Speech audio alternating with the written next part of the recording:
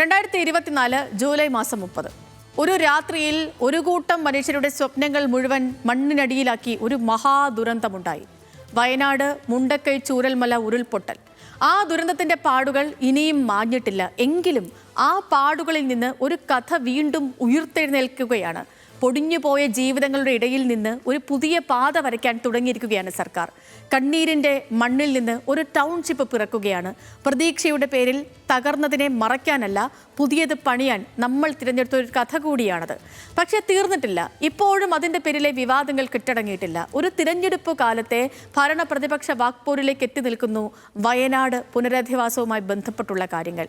ഈ വിവാദങ്ങളുടെ പശ്ചാത്തലത്തിൽ ഈ വിഷയമാണ് ഇന്ന് ലീഡേഴ്സ് മോർണിംഗും ചർച്ച ചെയ്യുന്നത്. വയനാട് CPIM ജില്ലാ സെക്രട്ടറി K. റഫീഖാണ് ഇന്ന് നമുക്കൊപ്പം അതിഥിയെ എത്തിച്ചേരുന്നത്. നമുക്ക് അദ്ദേഹത്തെ സ്വാഗതം ചെയ്യാം.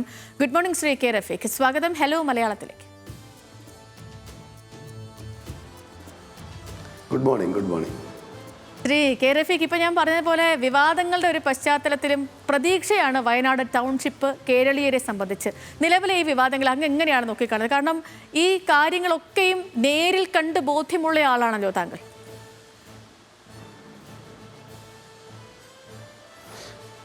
തീർച്ചയായിട്ടും ഇവിടെ ദുരന്തബാധിതരെ സംബന്ധിച്ച് സർക്കാർ അവരെ സമാനതകളില്ലാത്ത നിലയിലാണ് ചേർത്ത് നിർത്തിയത് എന്ന് നമുക്കറിയാം. രക്ഷാപ്രവർത്തനത്തിൽ തുടങ്ങി ഇപ്പോൾ ഏറ്റവും ഒടുവിൽ ടൗൺഷിപ്പ് വരെ അത് എത്തി നിൽക്കുകയാണ്. ടൗൺഷിപ്പിൻ്റെ ഒന്നാം ഘട്ട വീടുകൾ 178 വീടുകൾ, അതുമായി ബന്ധപ്പെട്ട പട്ടയമെല്ലാം കൈമാറുകയും അതിന് ഉദ്ഘാടനം നിർവഹിക്കപ്പെടുകയും ചെയ്ത് കഴിഞ്ഞിട്ടുണ്ട്. വളരെ ആഘോഷപൂർവ്വം ജനങ്ങളെല്ലാവരും പങ്കെടുത്തുകൊണ്ടുള്ള വലിയ പരിപാടിയായിട്ടാണത് യഥാർത്ഥത്തിൽ നടന്നിട്ടുള്ളത്. നേരത്തെ തന്നെ ഗുണഭോക്താക്കളുമായി 178 വീടുകളിലെ ഗുണഭോക്താക്കളുമായി സംസാരിച്ചതിൻ്റെ അടിസ്ഥാനത്തിൽ അവരുടെയും കൂടെ അഭിപ്രായം പരിഗണിച്ചുകൊണ്ട് വിഷുവിന് മുമ്പായിട്ടാണ് അവർ പ്രവേശിക്കുന്നത്. അതിനാവശ്യമായ കാര്യങ്ങൾ നടക്കുന്നു. നേരത്തെ പറഞ്ഞതുപോലെ തന്നെ വിഷുവിന് മുമ്പായി തന്നെ അവരവിടെ പ്രവേശിച്ചുകൊണ്ടുള്ള കാര്യങ്ങളെ കടക്കും. എന്നാൽ സർക്കാർ ഈ നിലയിൽ ദുരന്തബാധിതരെ ചേർത്ത് നിർത്തിക്കൊണ്ട് കൃത്യമായി ഇടപെടൽ നടത്തിക്കൊണ്ട് ടൗൺഷിപ്പ് ഉൾപ്പെടെ യാഥാർത്ഥ്യമാക്കിക്കൊണ്ട് മുന്നോട്ട് പോകുമ്പോൾ ഉത്തരവാദിത്തപ്പെട്ടൊരു രാഷ്ട്രീയ പാർട്ടി എന്ന നിലയിൽ, പ്രതിപക്ഷത്തിൻ്റെ ഭാഗമായുള്ള ഏറ്റവും പ്രധാനപ്പെട്ട പാർട്ടി എന്ന നിലയിൽ കോൺഗ്രസ് എന്താണ് യഥാർത്ഥത്തിൽ ചെയ്തത്? കോൺഗ്രസ് ദുരന്തബാധിതരുടെ പേരിൽ യഥാർത്ഥത്തിൽ വലിയ രൂപത്തിലുള്ള പണാപഹരണമാണ് യഥാർത്ഥം നടത്തിയിട്ടുള്ളത്. ദുരന്തബാധിതർ നമുക്കെല്ലാവർക്കും അറിയാം, ഇന്ത്യ കണ്ട ഏറ്റവും വലിയ ഉരുൾപൊട്ടലാണ്. വല്ലാത്തൊരു വേദനയാണ് ആ ദുരന്തത്തെക്കുറിച്ച് സംസാരിക്കുമ്പോൾ നമുക്കെല്ലാവർക്കും ഉണ്ടാവുക. ആ ദുരന്തമുഖത്ത് നമ്മൾ കണ്ടതാണ് എല്ലാം നഷ്ടപ്പെട്ടു പോയ ഒരുപാട് മനുഷ്യർ, കുഞ്ഞുങ്ങളെ നഷ്ടപ്പെട്ടു പോയവർ, രക്ഷിതാക്കളെ നഷ്ടപ്പെട്ടു പോയവർ, അതുപോലെ ഉറ്റവരെയും ഉടയവരെയും എല്ലാം നഷ്ടപ്പെട്ടു പോയ ഒരുപാട് പേർ, അവരുടെ അധ്വാനത്തിൻ്റെ ഫലമായുള്ള എല്ലാം നഷ്ടപ്പെട്ടു പോയ മനുഷ്യർ, അങ്ങനെ എല്ലാം നഷ്ടപ്പെട്ട ഒരു ജനതയാണ് അവിടെ ഉള്ളത്. അവിടെ ദുരന്തഭൂമിയിൽ രക്ഷാപ്രവർത്തനത്തിൻ്റെയും ആ സമയത്തൊക്കെ പോയ എല്ലാവർക്കും അറിയാം, ഓരോ മനുഷ്യരുടെയും ശരീരത്തിൻ്റെ അവശിഷ്ടങ്ങൾ ഓരോ ഭാഗത്തു നിന്നും കാണേണ്ടി വരിക, ശരീര ഭാഗങ്ങൾ ഓരോ ഭാഗത്ത് കാണേണ്ടി വരിക, ചെറിയ കുഞ്ഞുങ്ങളുടെ കൈകൾ പോലും ഒരു സ്ഥലത്ത് നിന്ന് എടുത്തുകൊണ്ട് വരേണ്ടി വരിക, ആ കുഞ്ഞുങ്ങളുടെ ശരീരത്തിൻ്റെ മറ്റു ഭാഗങ്ങൾ വേറെ സ്ഥലത്ത് എടുത്തുകൊണ്ട് വരേണ്ടി വരിക. വല്ലാത്തൊരു വേദനയാണ്, എല്ലാവർക്കും അറിയുന്ന കാര്യമാണ്. അതിനെക്കുറിച്ച് പറയുമ്പോൾ നമുക്കൊരു വിങ്ങലോടുകൂടി അല്ലാതെ ആർക്കും സംസാരിക്കാൻ കഴിയില്ല. അങ്ങനെയുള്ള ഒരു ദുരന്തത്തെ, ആ ദുരന്തത്തിൻ്റെ പേരിൽ വലിയ രൂപത്തിൽ പണം പിരിച്ചുകൊണ്ട് കോൺഗ്രസ് ഞാൻ ഇടപെട്ട ഒരു കാര്യം കൂടി ചോദിക്കാൻ, ഇപ്പൊ അങ്ങ് പറയുന്നതുമായിട്ട് ചേർന്ന് നിൽക്കുന്ന ഒരു കാര്യം ചോദിക്കാൻ, ഇപ്പം DYFI അതേപോലെ വിവിധ സന്നദ്ധ സംഘടനകളൊക്കെയും പണം നൽകിയിട്ടുണ്ട്, സഹായിച്ചിട്ടുണ്ട്. പക്ഷേ വോട്ടിനെ പോലും സ്വാധീനിക്കാൻ പറ്റുന്ന തരത്തിലുള്ള ഒരു സഹായം അത് DYFIയുടേതാണ്.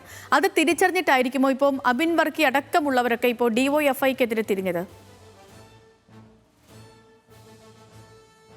അല്ല, അത് സ്വാഭാവികമായിട്ടും ഇവരുടെ ഈ കൊള്ള, ദുരന്തബാധിതരുടെ പേരിൽ നടന്നിട്ടുള്ള കോൺഗ്രസിൻ്റെ കൊള്ള ജനങ്ങൾ വളരെ കൃത്യമായി തിരിച്ചറിഞ്ഞിരിക്കുന്നു.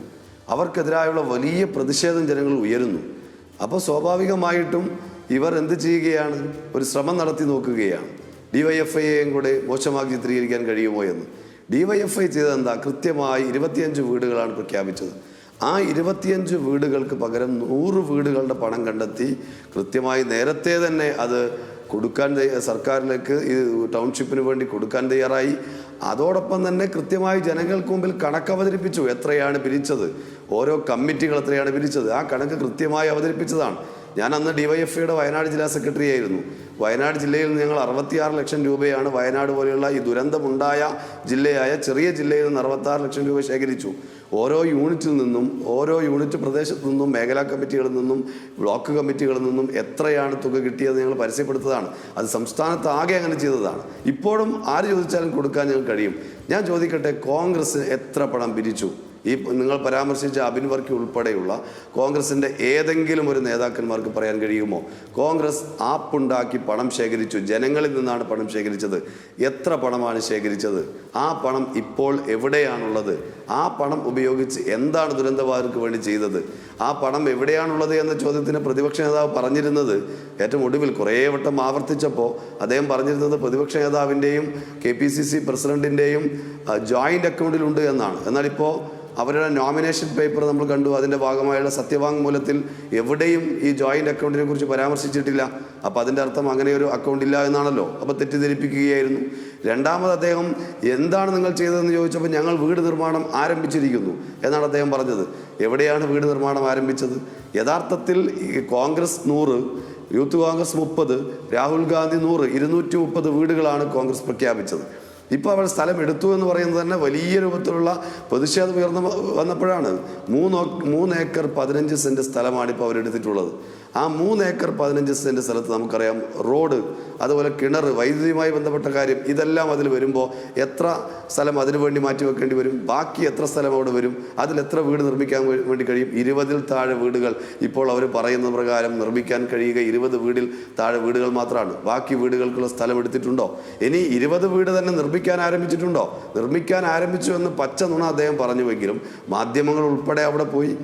ഒരു നിർമ്മാണ പ്രവർത്തനവും അവിടെ ആരംഭിച്ചിട്ടില്ല. തറക്കല്ലിട്ടതല്ലാതെ ആ തറക്കല്ല് പോലും കാണാത്ത നിലയിലേക്ക് ഇപ്പോൾ അവിടെ മാറിയിരിക്കുന്നു. ദുരന്തബാധിതരെ ഈ നിലയിൽ പച്ചക്ക് വഞ്ചിക്കുന്ന നിലപാട് കോൺഗ്രസ് സ്വീകരിച്ചിരിക്കുകയാണ്.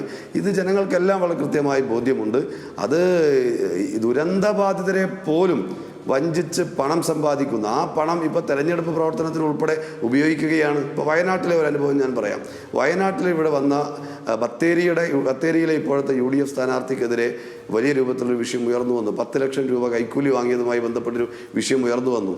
ആ വിഷയം ഉയർന്നു വന്നപ്പോൾ അത് സെറ്റിൽ ചെയ്യാൻ വേണ്ടി ഇവിടുത്തെ കോൺഗ്രസിൻ്റെ നേതാക്കന്മാർ ആ 10 ലക്ഷം അദ്ദേഹം പറഞ്ഞപ്പോൾ 15 ലക്ഷം കൊടുത്തുകൊണ്ട് അത് സെറ്റിൽ ചെയ്യാൻ വേണ്ടിയുള്ള ഇടപെടൽ നടത്തിയെന്ന് ആ പത്രസമ്മേളനം വിളിച്ചു പറഞ്ഞ കക്ഷി തന്നെ വീണ്ടും വെളിപ്പെടുത്തിയിട്ടുണ്ട്. പലരോടും ഫോൺ സംഭാഷണം ഉൾപ്പെടെയുള്ള റെക്കോർഡ്സുകളുണ്ട്, അതിൻ്റെ വീഡിയോ തെളിവുകളുണ്ട്.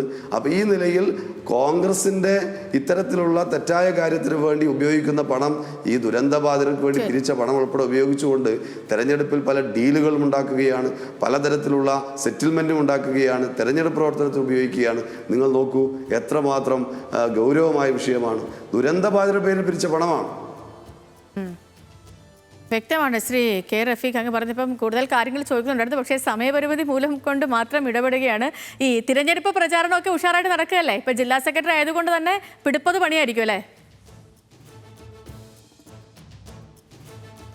തീർച്ചയായിട്ടും തെരഞ്ഞെടുപ്പിൻ്റെ പ്രവർത്തനം വളരെ ദ്രുതഗതിയിൽ മുന്നോട്ട് പോകുന്നുണ്ട്. നമ്മൾ തെരഞ്ഞെടുപ്പിൽ ഇത്തവണ ഇടതുപക്ഷ ജനാധിപത്യ മുന്നണി വയനാട് ജില്ലയിലും മികച്ച വിജയം നേടും. വയനാടിനെ കഴിഞ്ഞ 10 വർഷക്കാലം വലിയ രൂപത്തിൽ ചേർത്ത് നിർത്തിയ സർക്കാരാണ്. മെഡിക്കൽ കോളേജ്, തുരങ്കപാത ഉൾപ്പെടെയുള്ള ഒട്ടനവധിയായ കാര്യങ്ങൾ വയനാടിന് വേണ്ടി ചെയ്ത ഗവൺമെൻറ്റാണ് 10 വർഷക്കാലത്തെ ഗവൺമെൻറ്.